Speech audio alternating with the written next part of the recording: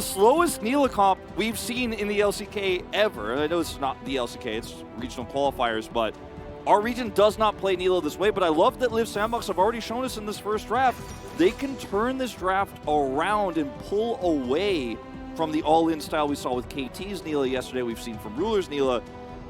And it all comes back to the Corki Valdez! And it's like, oh, you're going to play a little bit slower? We'll play a little bit slower. This seems very likely. Although, a little bit of a swap over to the Akali, so maybe trying to get a bit more aggressive. And yeah, the Akali will be coming out here, so not just going to be sitting back and farming anymore. We'll be looking to make some plays in the mid-game. And Zeka certainly can pull out the Akali. Would love to do well on that against Closer, who is one of our better Akalis. And yeah, just to put this into perspective too, the two things the Akali and the Corki do for this comp could not be more different. The Corki slows down and looks for objective control with package. He fights in the neutral against a very low-range composition that Liv Sandbox are running, where Victor even is going to struggle to compete with that damage. The Akali says, I'm going to be finding backline access. I'm going to have flank angles. I can threaten Gnar, make sure he can't come in for an engage while he's trying to get his Gnar bar up.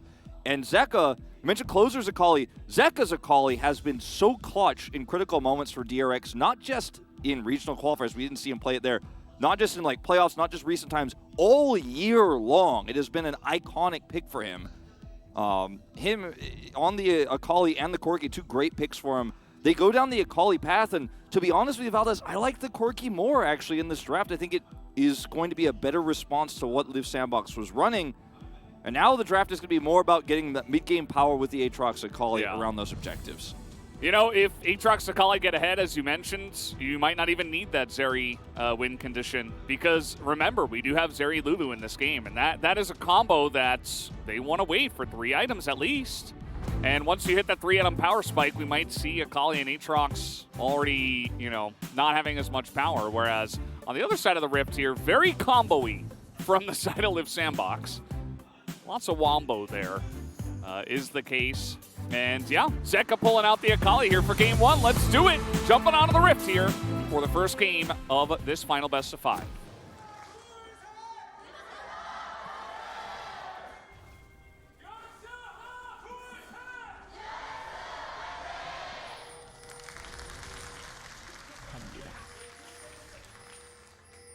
Really, I'm trying to think if I like the Lulu or the Renata more now that the draft is actually fully completed.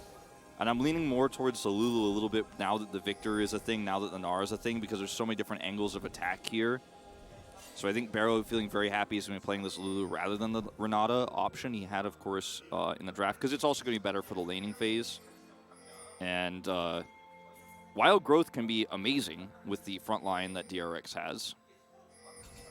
Yeah, it's really good for comboing with the Poppy, but also for the Aatrox, the Akali, all going to be within melee range.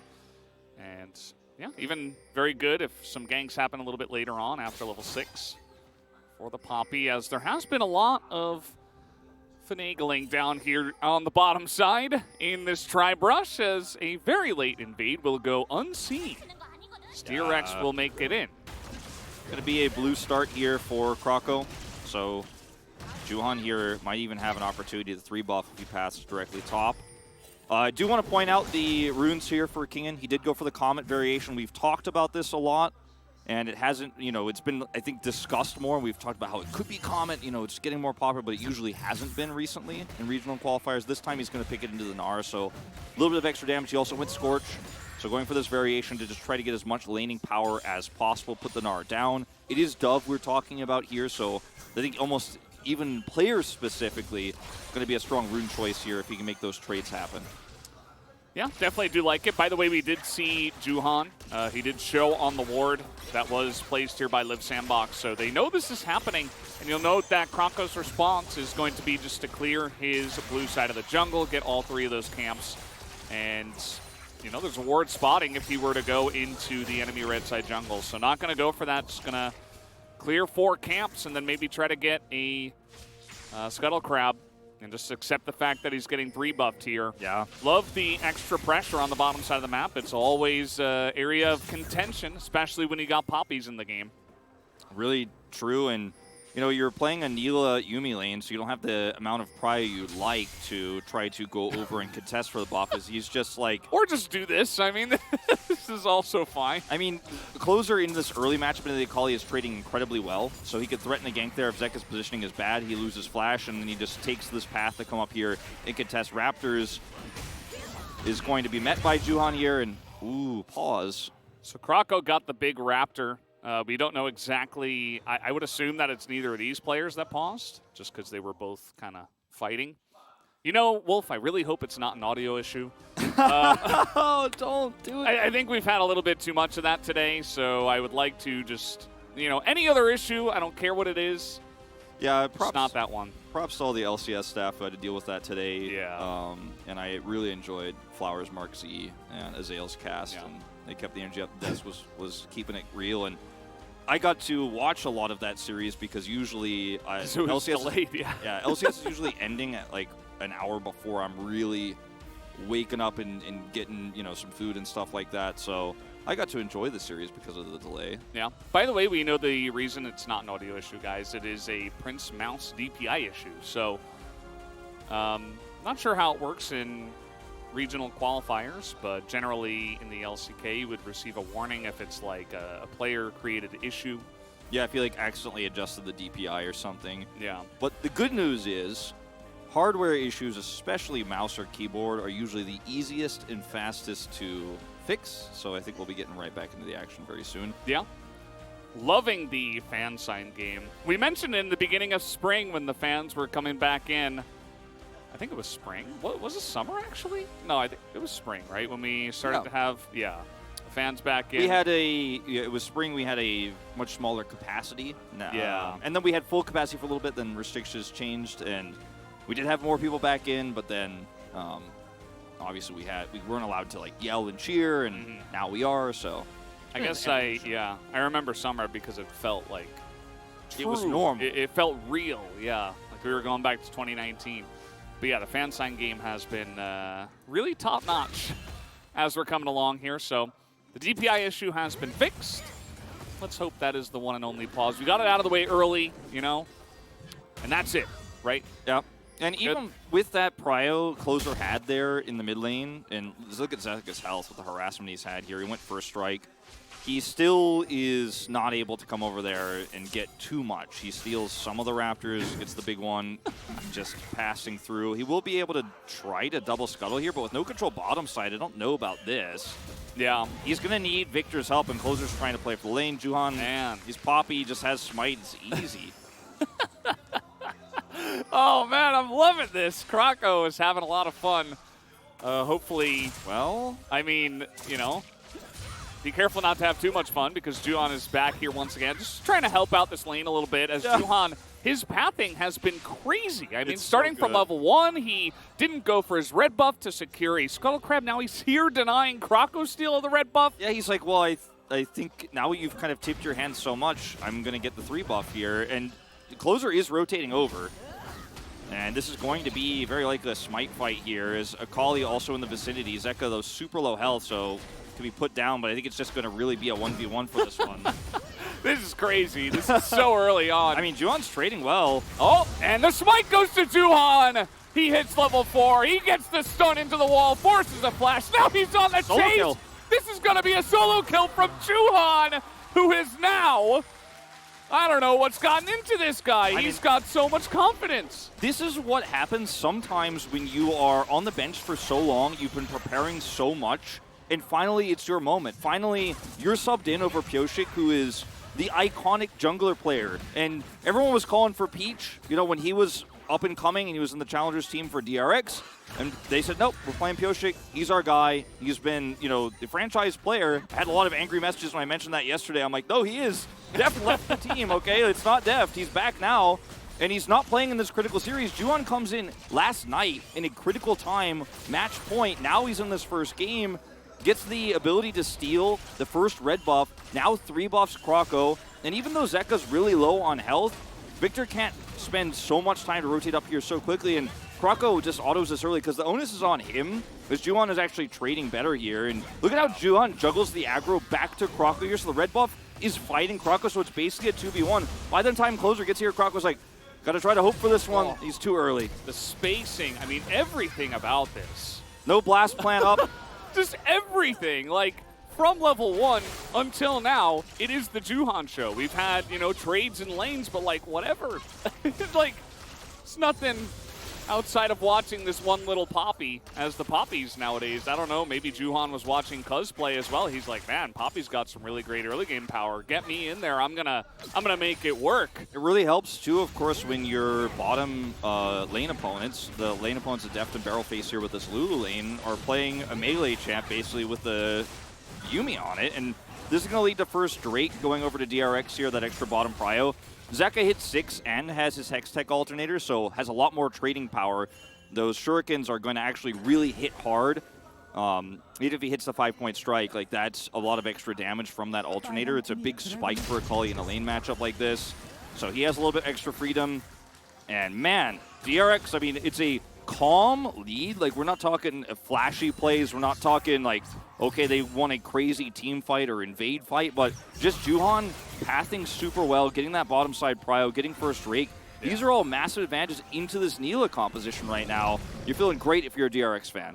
Yeah, feels good too, I think, you know, to see the new jungler come in, the younger guy, as we do have level 6 here. Apotheosis going to force the flash. Deft understands what this lane means, and especially because he was alone at this moment in time, he will have to blow that summoner. So nice little play from Prince using that XP lead, as now it is going to be Ghost popped here by Prince, but not much else.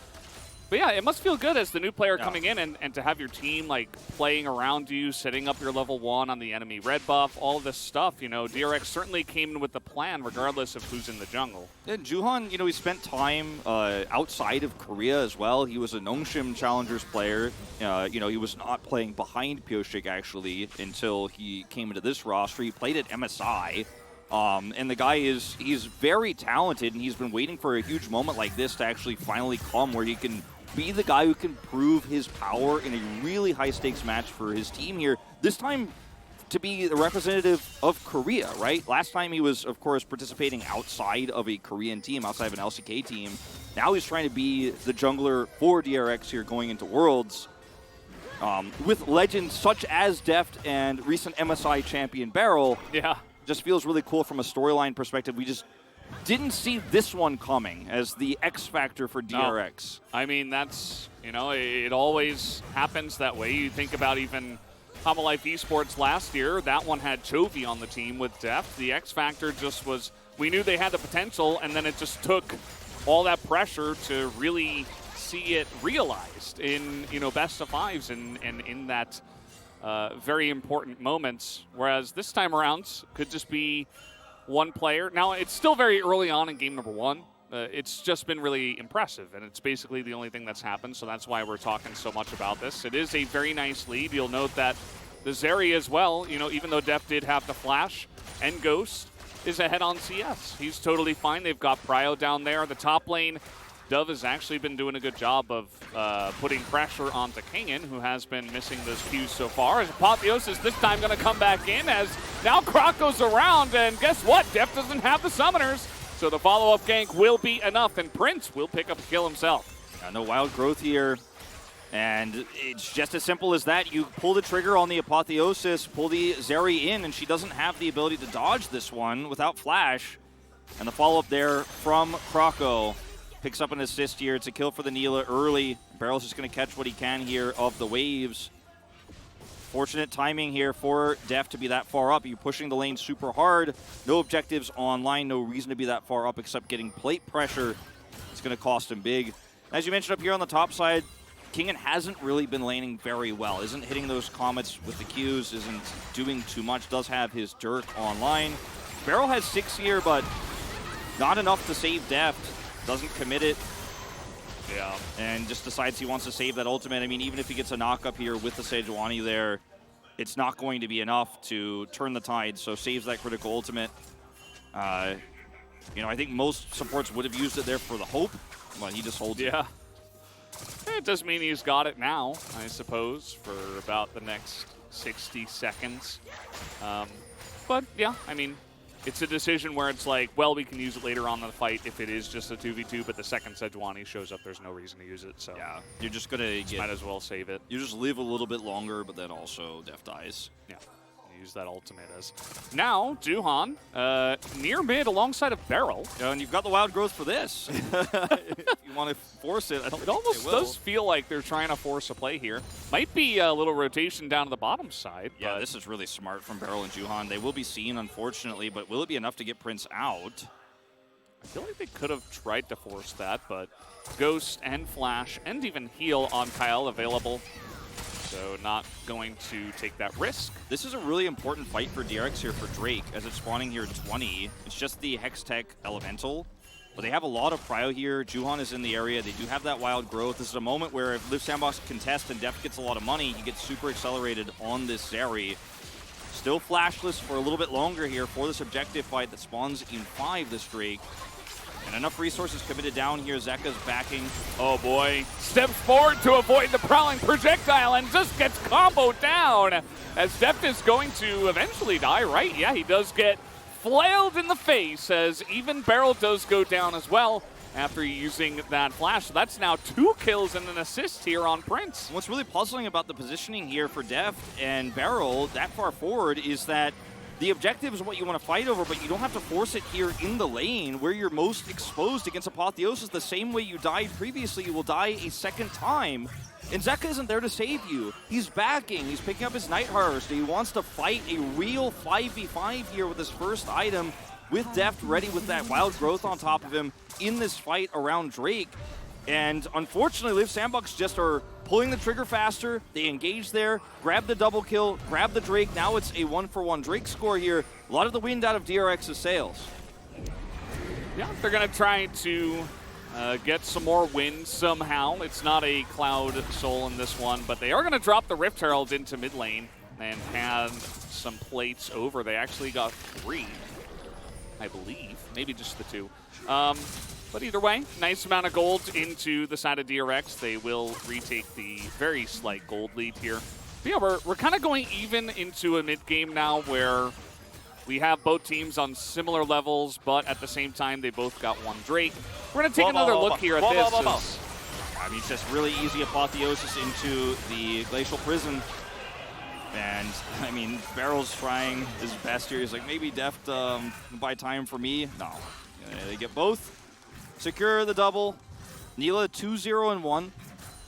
Yeah. Drake's 1-1 means that, you know, this composition here of Liv Sandbox has some real extra gold on a champion you absolutely want to have a massive lead on right now. You know, the Victor's not fed. That's okay. He's going for Leandri's in this draft. It's not, you know, where you really want to be getting a massive lead. It's the Neela. You want to be staving pressure as Victor once the Akali starts to come online. You want to be staving pressure as Gnar, where Dove has been landing extremely well into the Aatrox here. It's the Eclipse build with that Comet start and everything else. But he's somewhat, you know, winning the lane. In fact, he's completely unbothered. And now you have the one strong point in your mid game fed and ahead. So everything going Liv Sandbox's way here, despite such an amazing start for Juhan. Here comes Kingen. Trying to make a play. I mean, he's going to hit the auto and miss a couple of Qs. As now Dove is just going to force a flash. As maybe a bit of frustration coming out of Kingen, really trying to make a play with the Eclipse. He had the item advantage, so I understand it. Doesn't have to just be frustration, but not really able to execute it there. Yeah, I had a conversation with Atlas actually going into this series about how I thought Dove normally is kind of a weak link, but against a player like Kingen, you know, it feels like a very winnable matchup, in fact, a much closer. And his counterpoint to me was Kingen had a pretty good series yesterday. I do agree, but in this first game, unfortunately, he is not having the greatest of times here. He's playing into a ranged champion, right? And if the Gnar doesn't get caught by those Qs, doesn't get knocked up, he's going to trade better, especially in mini Gnar, as we saw there. And Kingen had flash. He could have flashed to actually set up that second Q. He decides not to, and then after it misses, he's going to be flashing to get away. Dove played that super well. Dove down here now on the bottom side of the map, just free hitting a turret. Yeah, it's definitely what I wanted to see from the side of Liv Sandbox, right? I wanted to see Dove just stabilize things because, you know, it can be rough when you have a very bad best of 5, right? You to come back from that mentally and actually perform at a higher level it can be difficult at times. So as now we're going to have this set up on a Juhan, who does have wild growth, and he is Poppy. Does have to flash away from this one. Now the setup with the Zeri W comes in. Closer's going to have to flash away. Deft and Barrel right here, ready to fight. It looked like Liv Sandbox were not expecting that. Yeah, Dove didn't have TP critically, so he's side laning bottom side. He TP'd bottom to actually get a cross-map play here while they already had Prio on this objective. He is rotating up now. He's going to be here on time, but it is in mini Gnar. As you see, Kingdom just trying to zone them away at the moment. The Keeper's Verdict not going to do well, but the smite is good from Juhan. As now the fight does come in.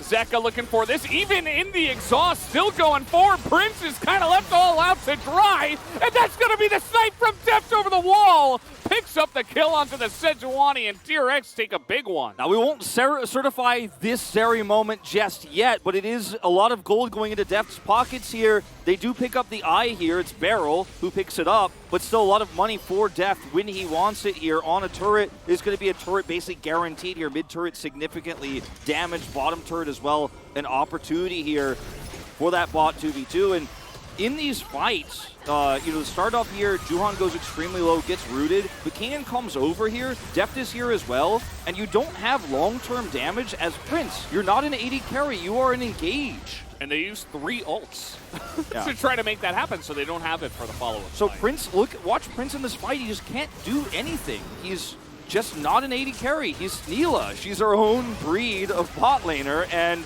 he can start fights, but he can't turn them. He can't retreat without his ultimate. He's just, I don't know, he's nothing in this moment, right? Like, he can't actually do anything without his ultimate, without those combos. Yeah. DRX very aware of this, and they need Victor to be on 2 items, I think, before they can say, okay, we whiffed the engage, but we could still win a longer fight against this Akali.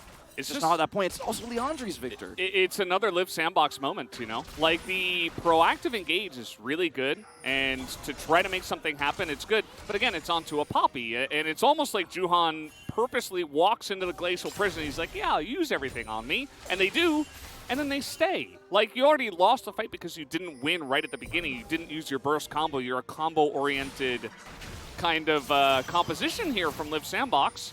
And once they didn't get that, it just it wasn't enough, and Closer was zoned, and the rest of them were just on the run. So, second Rift Herald's here. It's thrown into mid lane turret. This Infernal Drake is alive.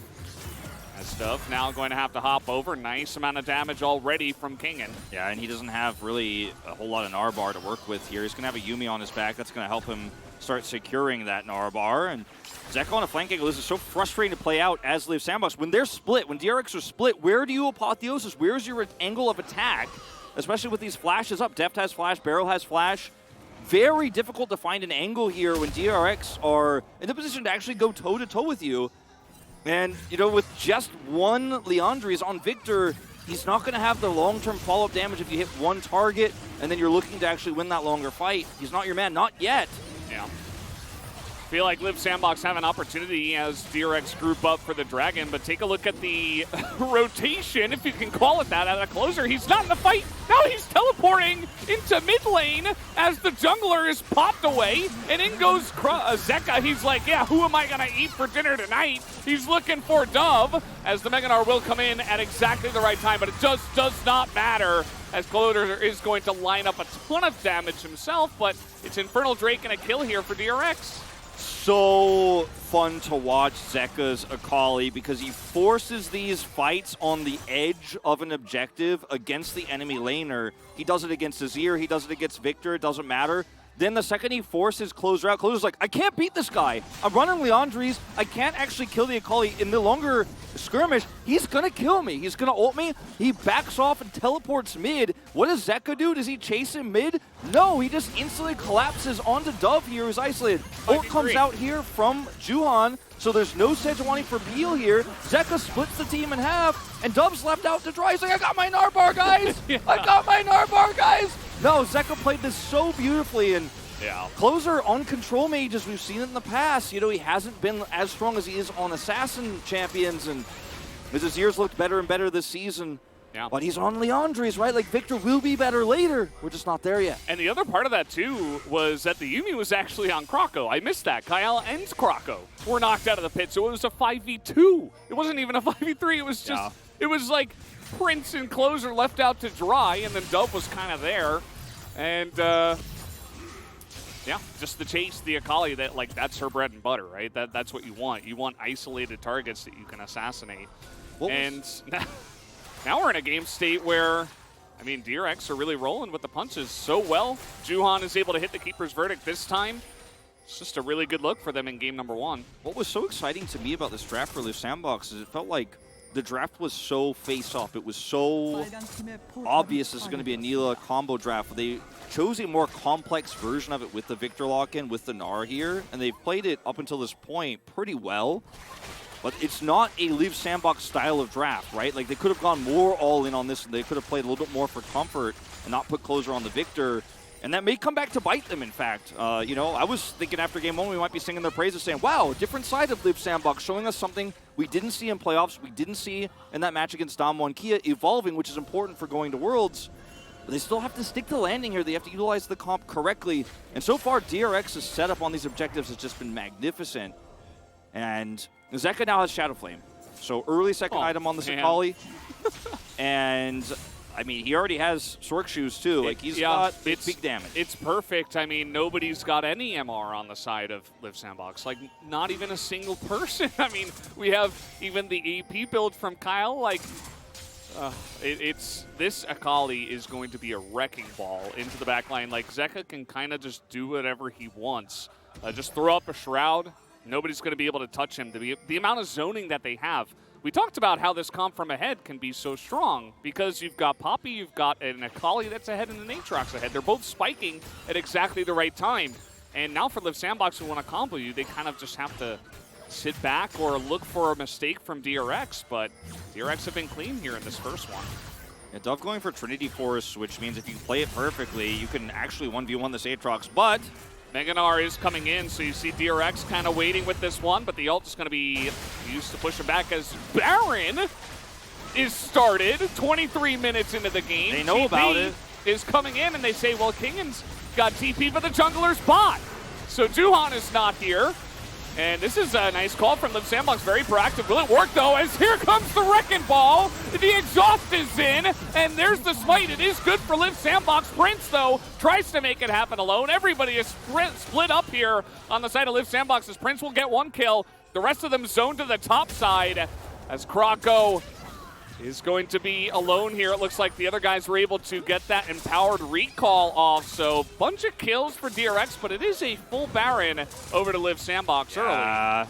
Now, I really like, okay, so Closer just barely gets out with that Blast Plant. He'll keep his Baron, which is really important. He can just instantly come down here, the bottom lane, grab a turret because he's Victor. I actually usually hate Lich Bane on Victor and Deft. He's okay, but good look for Dove, yeah.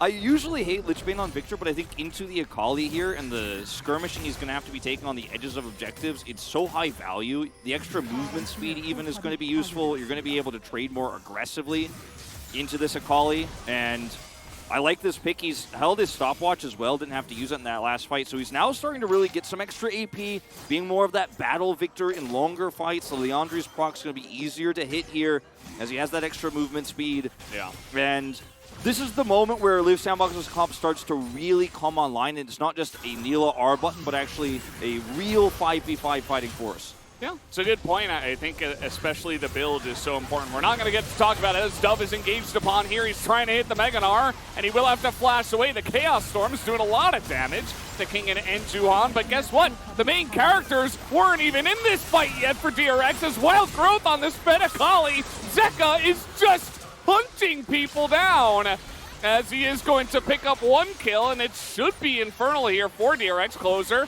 looking for Barrel. He will be able to pick it up as Yuumi and Victor.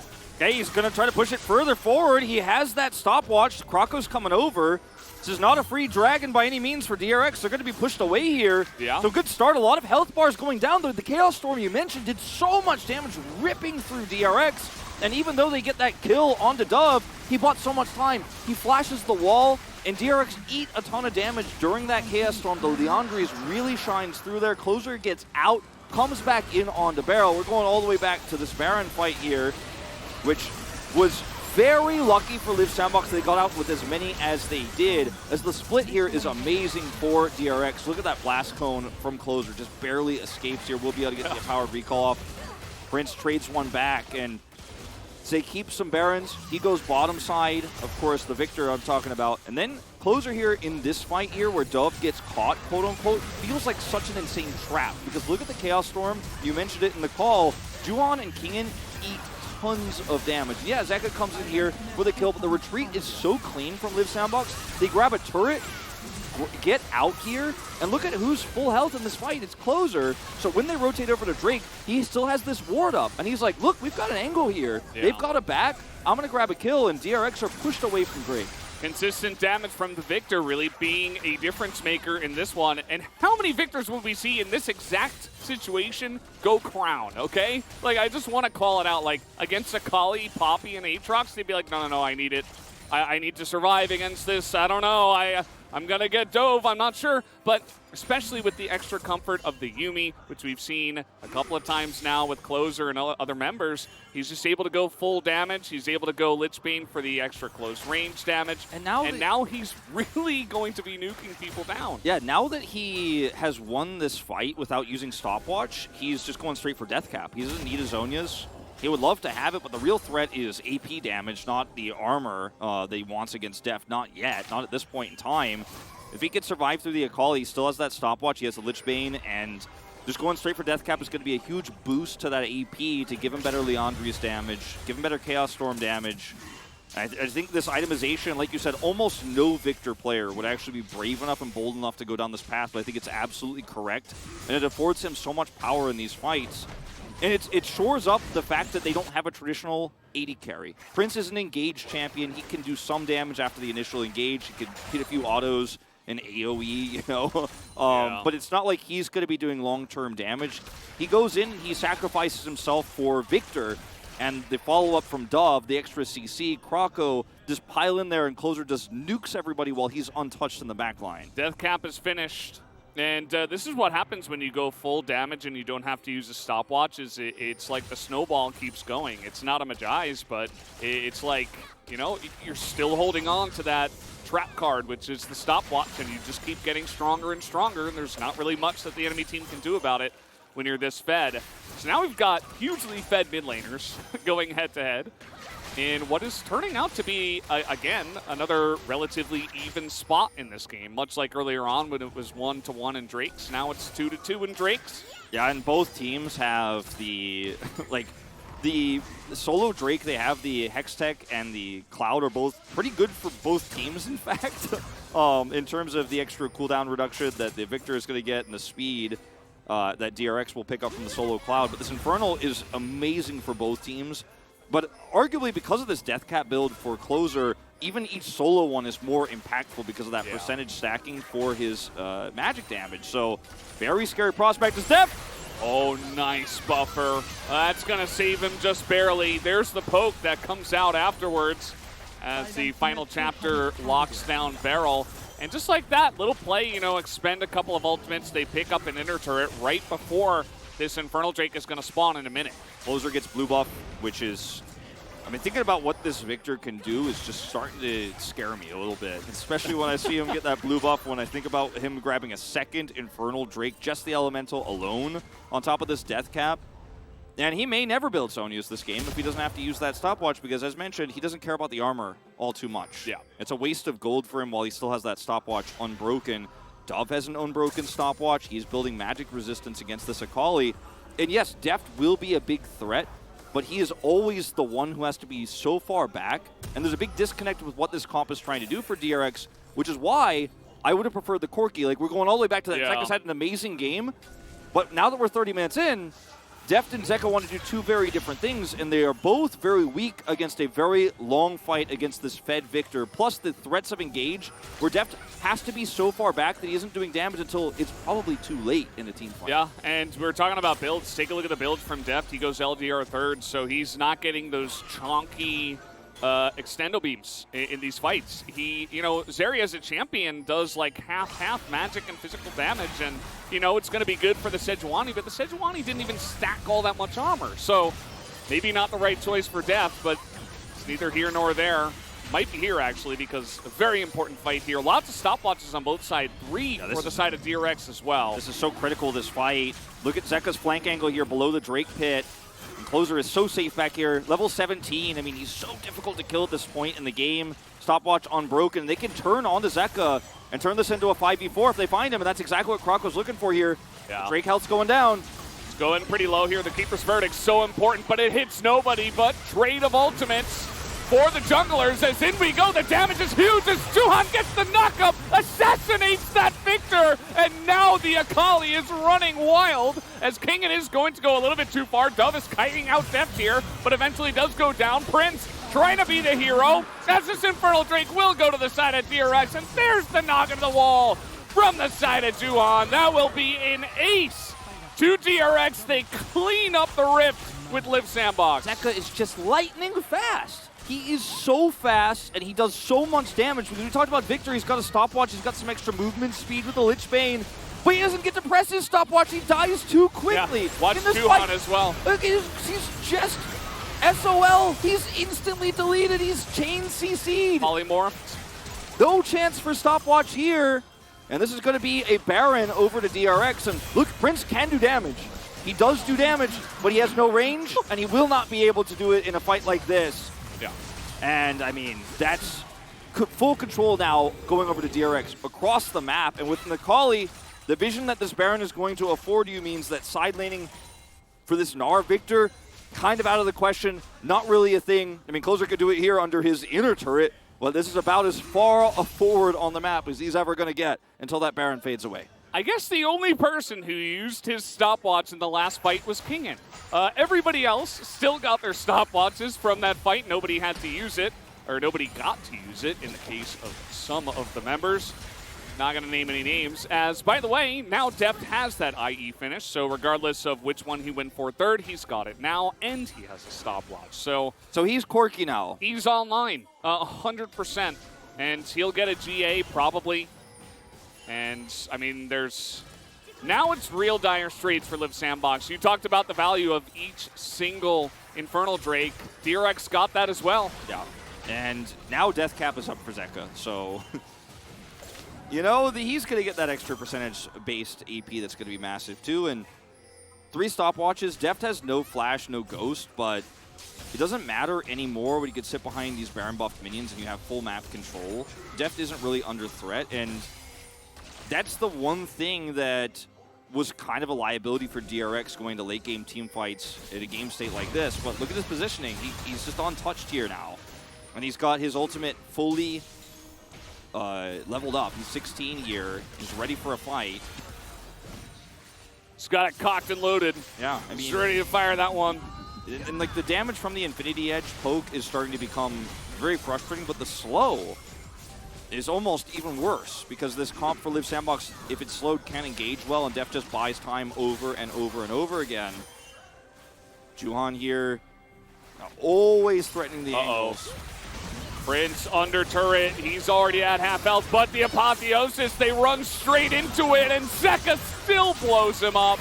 As Dove now, Meganar trying to make a play, but he's going to get knocked into the wall and burst down. As that will be the kill as well. They have to trade their Lulu for it, but DRX, you know, taking, they woke up and chose violence with that fight. Didn't have to go ahead and dive the turret, but they decide to do so anyway. I really like Juhan's position there because he's threatening behind both inner turrets. So he's saying, okay, I can actually dive the side that is weaker, or you guys don't have someone on one of these and we just push it for free. He threatens Prince there. Prince tries to turn it, and I think it was a very risky call for DRX, but still they have enough damage. And it's only barrel traded back, so it's a trade you'll take while you still have a few more seconds of Baron buff here. Now they will not be able to get any inhibitors here, so mission accomplished here for Live Sandbox in terms of staving off that Baron pressure. Even the inhibitor turret in mid standing on its last legs, but it does stand. And it's not Infernal Soul yet. They will get one more fight here. As Juhan, he was between both turrets, so he has the opportunity to engage on either defenders here. Dove very far away, doesn't have Narbar. If he has Narbar with the Yuumi ult coming through, they actually might turn this into a big turning fight, but they're just not quite able to do it. He doesn't have the Narbar, he's not close enough. Yeah, I mean, to be honest, you know, Dove had a great laning phase, but I don't feel like his Gnar has been very present in the team fights. And the team fights haven't been very standard, where you're kind of like sitting around and waiting and Gnar gets like the perfect timing or anything like that. So it has been difficult. I don't think it's just the player's fault in this case. But it's been hard to find the value out of the Gnar outside of the early laning phase in this one. I feel like King, in a similar vein, is kind of along for the ride, if you will. So, but I think part of it is because he is running into an Akali every time he tries to flank or set up for a big play, so he can't really do that. So Live Sandbox's comp is also kind of split between long-term Victor damage, but also hard engage onto the AD carry, and that works extremely well before Def gets 3-4 items, but in these neutrals it doesn't. So Duhan is very alone. He's got the entire team chasing him, as now he's just going to turn it around. Knocks the Neela away, but here comes a Chaos Storm. Huge amounts of damage, but Closer a bit in the front, and now might just be the Zeri moment. Zeka going to pick up a kill, and everybody's just getting burst down. Def picks up 2 kills, and that just might be the straw that broke the camel's back. Dove will be the last one to go down, and DRX will eventually take this victory. Both Juhan and Zeka turn the collapse of Live Sandbox into their success. Juhan baits them in, presses his ultimate, charges through, and pushes half of Live Sandbox into DRX, and then Zeka on the left side there retreats while also deleting the Victor. Beautiful Akali game from Zeka, and we said we like the Corki more in terms of what it does in neutral fights, but this guy's Akali is insane. 7-0 and 9. He just dunked all over Live Sandbox all game long. He was the threat. He was the danger. He was everywhere. And we talked about the fact that Dove can't do much